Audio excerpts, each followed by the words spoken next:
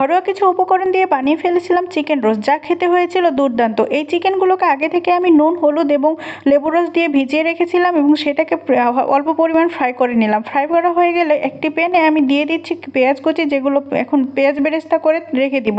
এখন ওই প্যানে আমি দিয়ে দিচ্ছি কিছু পেঁয়াজ কুচি। পেঁয়াজ কুচি দেওয়া হয়ে গেলে সেটাকে ভালোভাবে নাড়াচাড়া করে এখানে দিয়ে দিচ্ছি পরিমাণ মতো লবণ এবং দিয়ে দিচ্ছি অল্প একটু জিরা বাটা এবং সাথে দিয়ে দিচ্ছি একটা পেস্ট। এই পেস্টে রয়েছে কাজু বাদাম এবং কাঁচা মরিচ এবং পেঁয়াজ। এখন ভালো মতোভাবে নাড়াচাড়া করা হয়ে গেলে এখানে দিচ্ছি হলুদ এবং মরিচ গুঁড়া এবং ধনিয়া গুঁড়া এবং সাথে দিয়ে দিচ্ছি রাঁধুনি রোস্টের মশলা। তারপর ভালো মতোভাবে মশলাটাকে কষানো হয়ে গেলে আগে থেকে ফ্রাই করে রাখা চিকেনগুলো দিয়ে দিব এবং ভালো মতোভাবে কষিয়ে নেব। কষানো হয়ে গেলে এখানে দিয়ে দিচ্ছি 1 কাপ পরিমাণ দুধ এবং অল্প একটু পানি এবং সাথে দিয়ে দিচ্ছি কিছু কাঁচা মরিচও। যখন ভালো মতোভাবে পানিটা শুকিয়ে আসবে তখন তার উপরে ছিটিয়ে দিচ্ছি পেঁয়াজ বেরেস্তা। এই তো রেডি আজকের এই চিকেন রোস্ট, যা খেতে হয়েছিল অসাধারণ।